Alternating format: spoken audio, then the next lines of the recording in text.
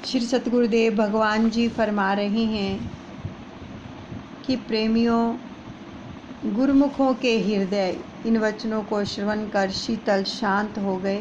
महात्मा ज्ञान अमरानंद जी श्री चरणों में वंदना कर ताश बावली की सेवा के लिए आज्ञा अनुसार चल दिए। नए उत्साह से सेवा में जुट गए।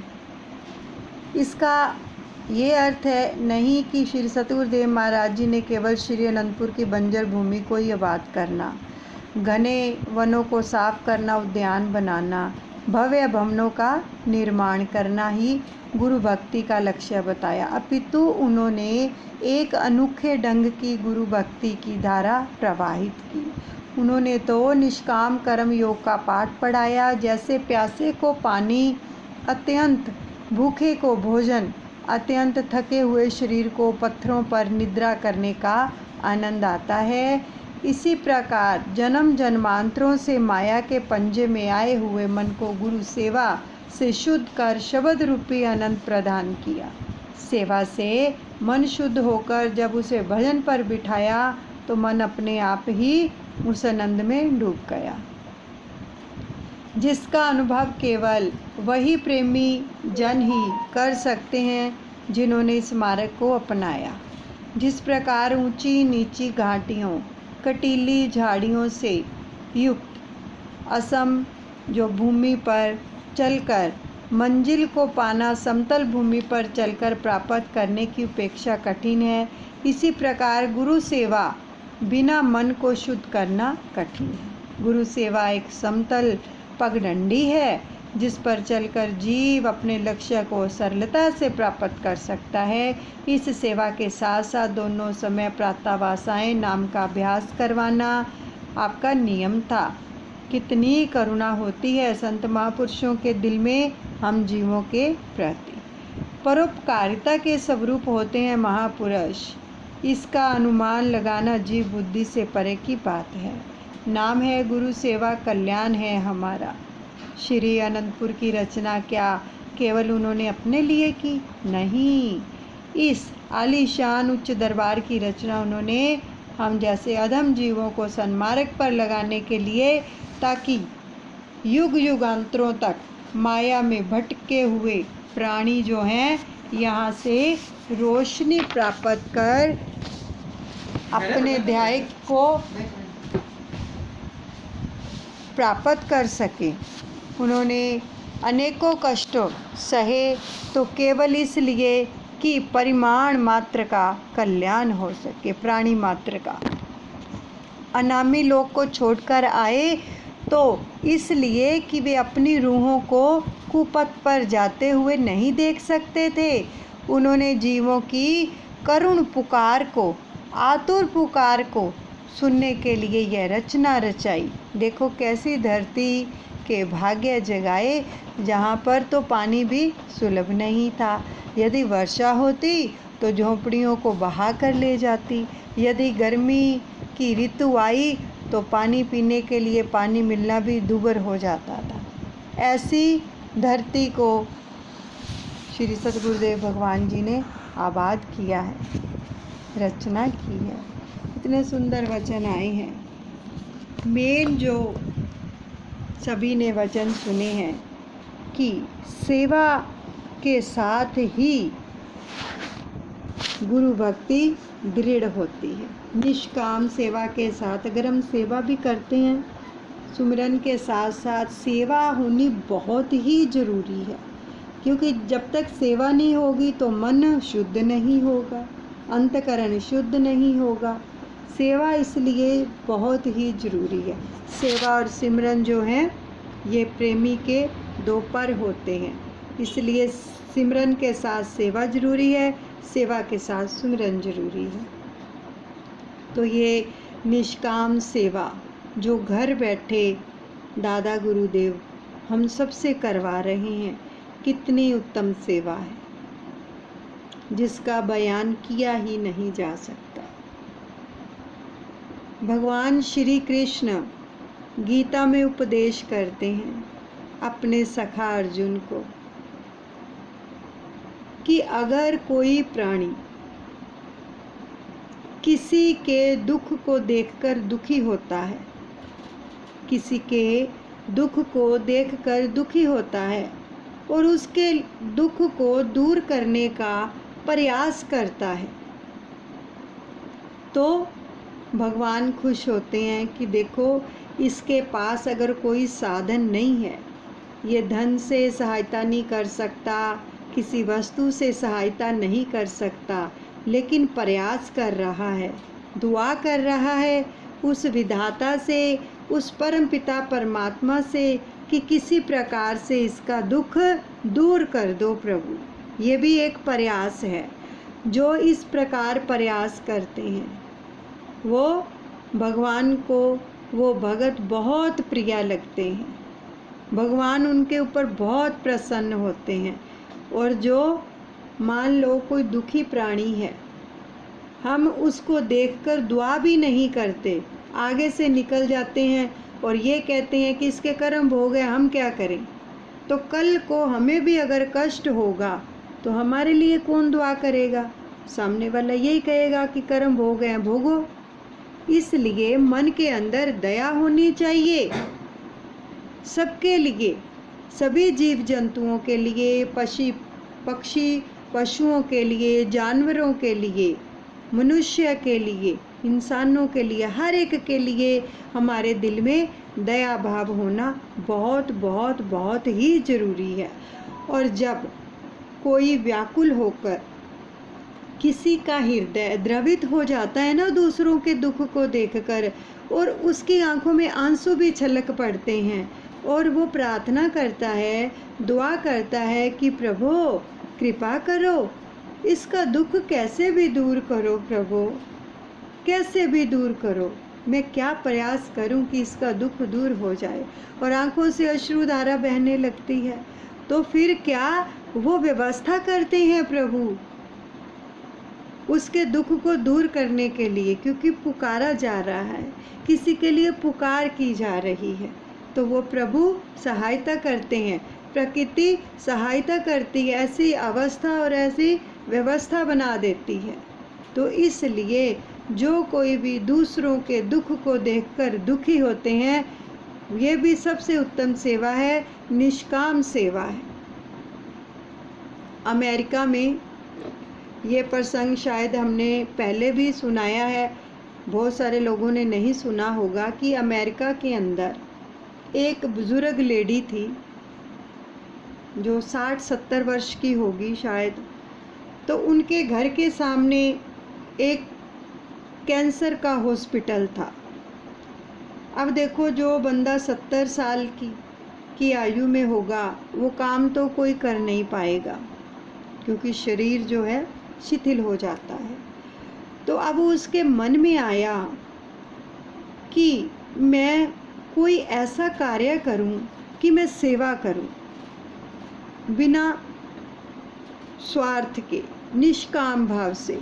और वो हॉस्पिटल में गई, डॉक्टर से मिली और डॉक्टर को उसने कहा कि मैं निष्काम सेवा करना चाहती हूँ। तो डॉक्टर ने कहा आप इस आयु में क्या सेवा करेंगी? तो उसने कहा कि आपके हॉस्पिटल में जो कैंसर पेशेंट है ना, आप उनकी तस्वीर मुझे दे दीजिए। डॉक्टर ने कहा आप तस्वीर को क्या करेंगी? उसने कहा कि मैं अपने घर में ले जाकर अपने घर के मंदिर में रख दूंगी, जिसको भी वो मानती थी, और मंदिर में रखकर इनके लिए दुआ करूंगी अपने भगवान से, अपने गॉड से। तो डॉक्टर ने कहा हमें तो कोई भी आपत्ति नहीं है, ले जाइए, इसमें कोई इशू नहीं है। तो उन्होंने जिन जिन पेशेंट की उनको तस्वीर दी, वो आखिरी स्टेज पर थे, कैंसर की आखिरी स्टेज पर। अब वो फ़ोटो लेके अपने घर चली गई और घर जाकर उसने वो फ़ोटो अपने मंदिर में रख दी, जिनको मानती थी अपने भगवान के, अपने गॉड के चरणों में रख दी।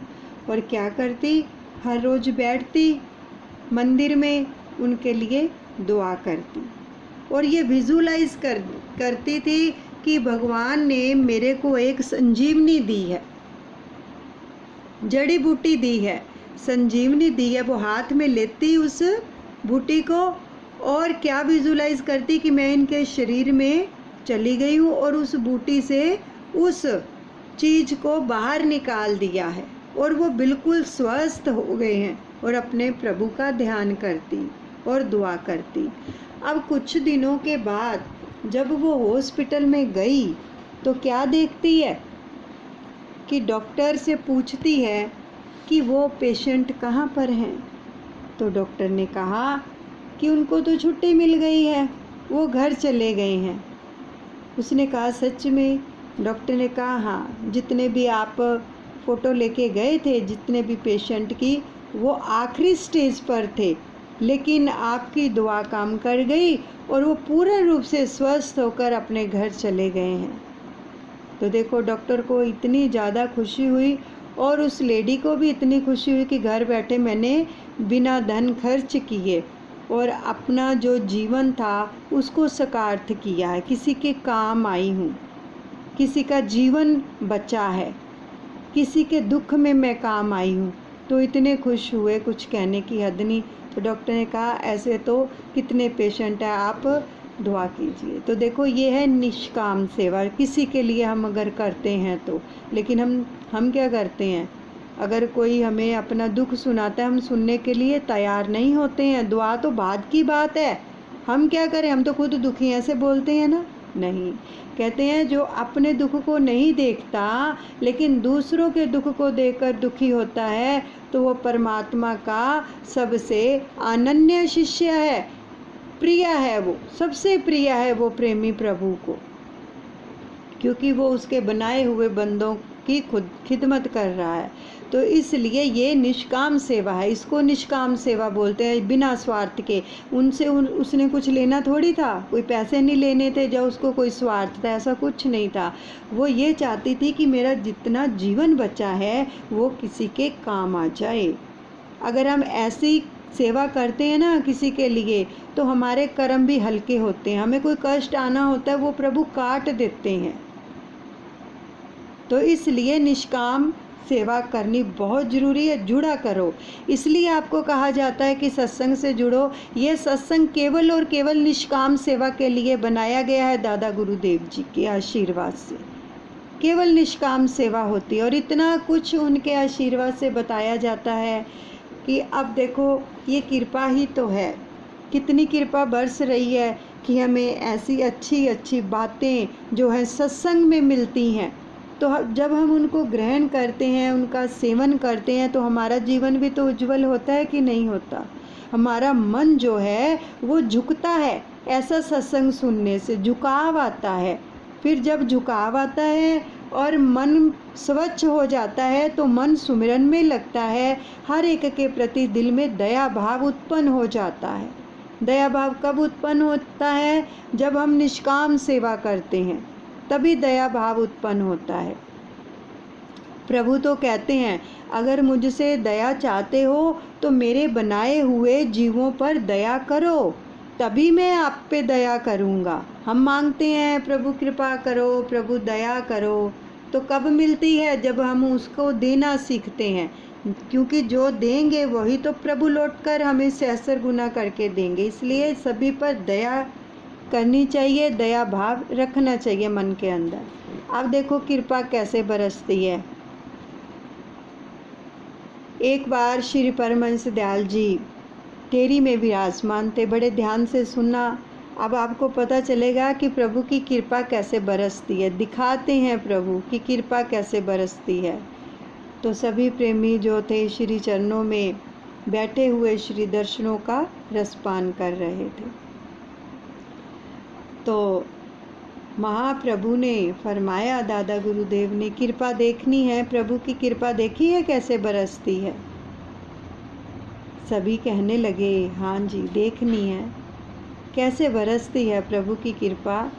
प्रभु जो थे फरमा रहे थे, दिखाते हैं आपको कैसे कृपा बरसती। कभी देखा है कभी कृपा कैसे बरसती है? उसको बरसता हुआ देखो, फील करो, महसूस करो उसकी कृपा को। कैसे? देखो, वो एक सार कृपा बरसाता है सबके ऊपर। देखो श्री आरती में छंद में आता है ना, प्रभु जी की कृपा सब पर भारी, जो समझे वो है अधिकारी, जो ना समझे वो नाकारी, आप हैं साचे और पाबंद। यानी कि उसकी कृपा निरंतर बरस रही है, लेकिन कोई ग्रहण करता है या नहीं करता ये उसके ऊपर डिपेंड है। अगर कोई ग्रहण करता है तो उसको दिखेगी कि कृपा बरस रही है। अगर कोई नहीं अधिकारी बनना चाहता तो इसमें प्रभु का कोई दोष नहीं है, लेकिन वो निरंतर अपनी कृपा बरसाते हैं। कैसे?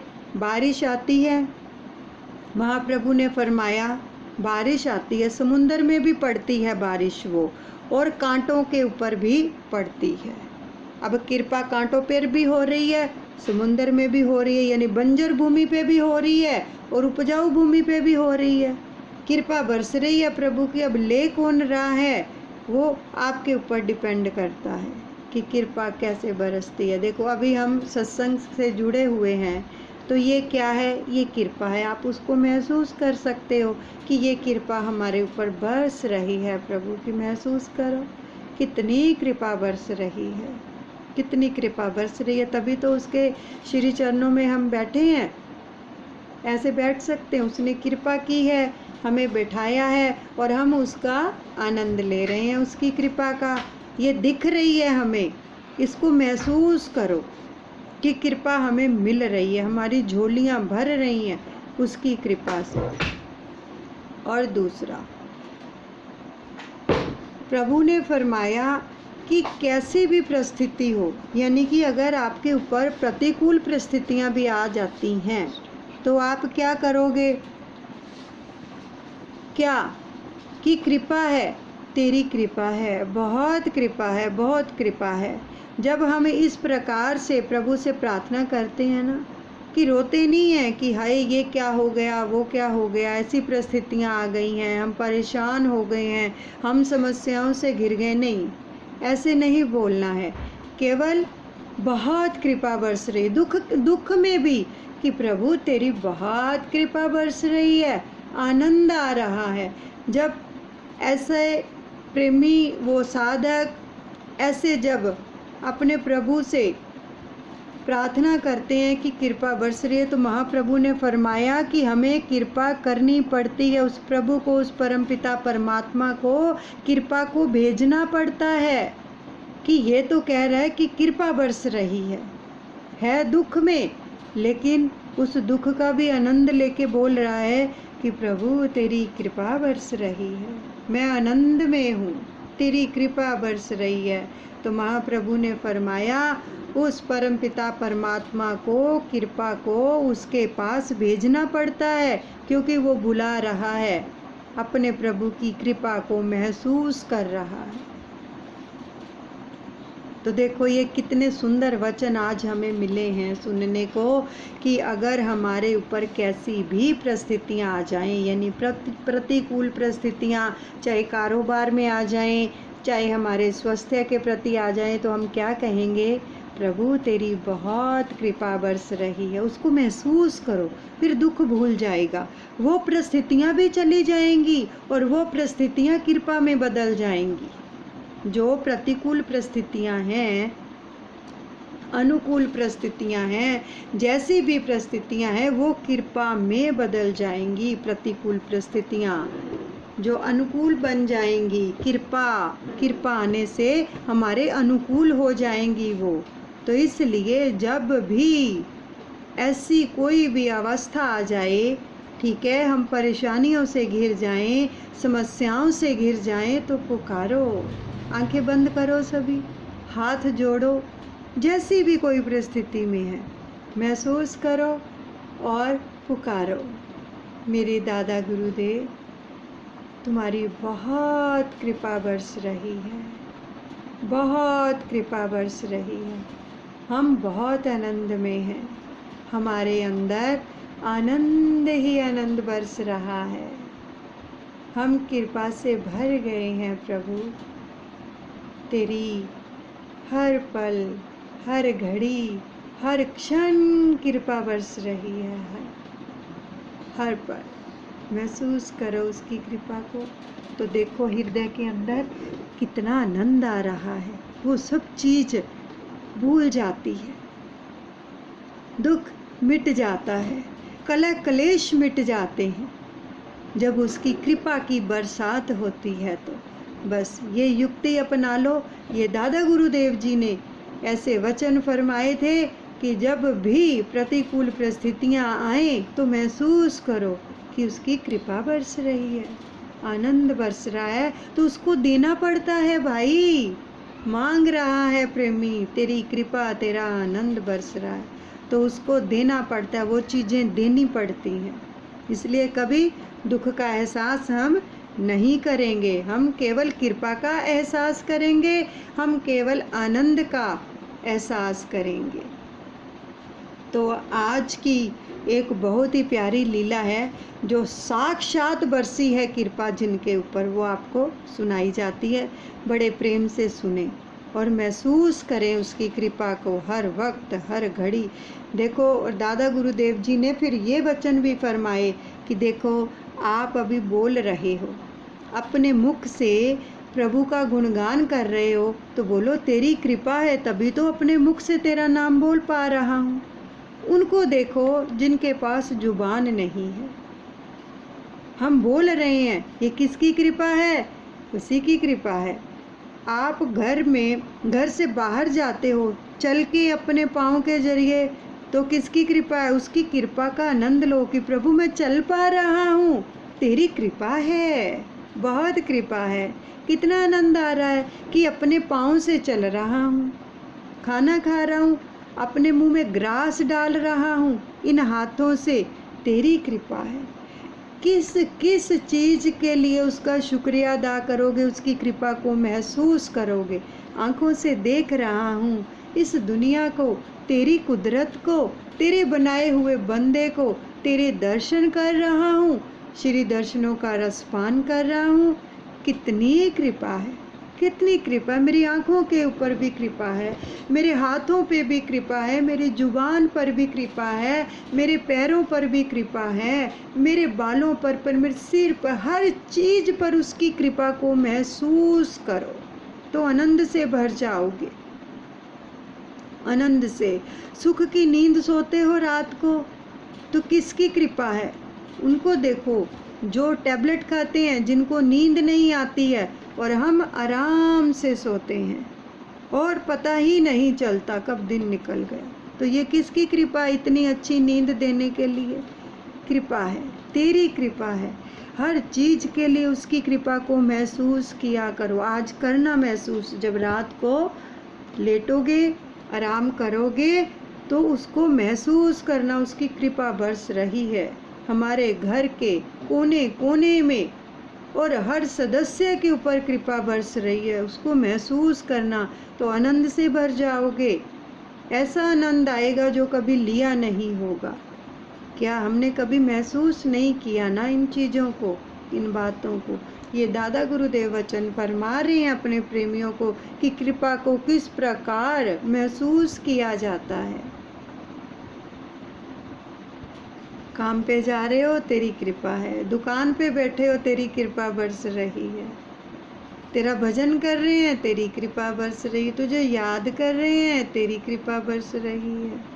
यानी कि हर वक्त जब हम उसकी कृपा का एहसास करते रहेंगे, अपने हर कार्य के साथ उसका शुक्राना और उसकी कृपा का एहसास करते रहेंगे, तो प्रेमियों आनंद से हम भरे रहेंगे, कभी दुख आएगा ही नहीं। उसको कृपा भेजनी पड़ेगी। इस प्रकार दादा गुरुदेव जी ने सबको वचन फरमाए और सब निहाल हो गए और जयकारे लगाने लगे।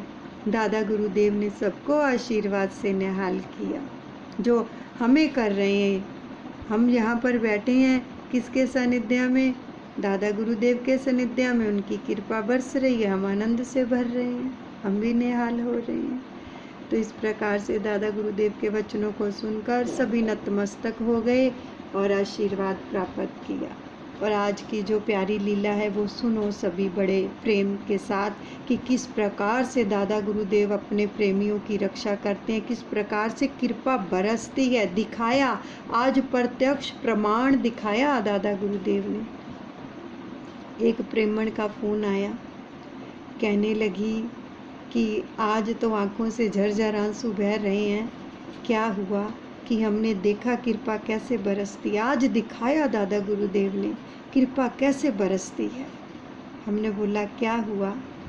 कहने लगी 2 बच्चे हैं उनके और घर की जो हालात हैं वो नारायण नारायण है। थोड़े से मेहनत करते हैं, पति जो है उनका जो कारोबार है थोड़ा नारायण नारायण है, लेकिन बच्चे जो हैं बड़े हो चुके हैं और उनकी एडमिशन करवानी थी। और एडमिशन करवानी थी, स्कूल वालों ने कहा कि 2-3 दिन पहले कि आप बच्चों को स्कॉलरशिप का एग्ज़ाम दिलवाएं। उसने दिलवा दिया। तो कहने लगी मैं दादा गुरुदेव से ना प्रार्थना करती रही कि दोनों बच्चों की स्कॉलरशिप अगर लग गई ना तो दादा गुरुदेव आपके आशीर्वाद से फ़ीस देनी आसान हो जाएगी, क्योंकि पति का जो कारोबार है नारायण नारायण है, पूरी फ़ीस भर नहीं सकते हैं, लाखों में है पूरी फ़ीस। तो कहने लगी ऐसे मैं प्रार्थना करती रही। जब दोनों बच्चे उसके एग्ज़ाम देने के लिए गए स्कॉलरशिप का, तो पीछे से उनको मत्था भी टिकवाया जाते समय दादा गुरुदेव का, माँ सरस्वती का भी धन्यवाद किया और उनको दोनों को सुरक्षा कवच में डाल दिया, सभी टीचर्स को भी और बच्चों को भी, और स्कूल का भी धन्यवाद किया और बड़े अच्छे से प्रार्थना की उसने बताया। तो उसके बाद नाम का जाप किया। तो जब बच्चे घर आए एग्ज़ाम देके तो उसने पूछा कैसा हुआ, उन्होंने बोला ठीक हुआ है। तो स्कूल वालों से उसने पूछा कि इसका रिज़ल्ट कब आएगा, तो उन्होंने बोला कि जिस दिन रिज़ल्ट आएगा 1 आधे दिन बाद आपको बता दिया जाएगा।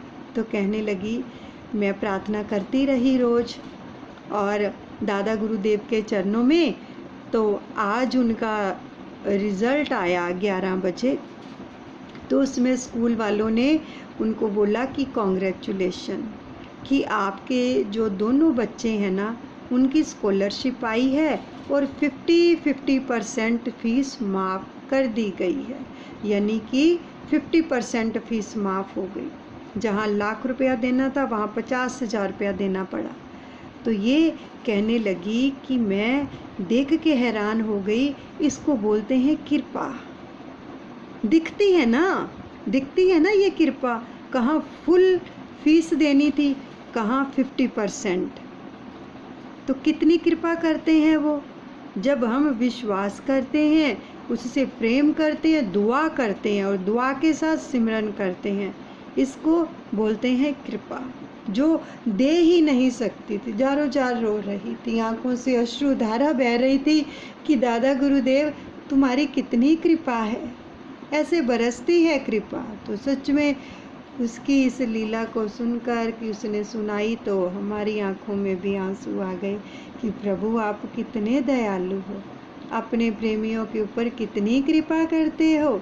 बात है विश्वास की, श्रद्धा की, कि हर समय उसकी कृपा को महसूस करना, और जो भी कोई दुआ करनी है बड़े निमाने बनकर उससे हम प्रार्थना करते हैं तो वो दुआ भी कबूल होती है।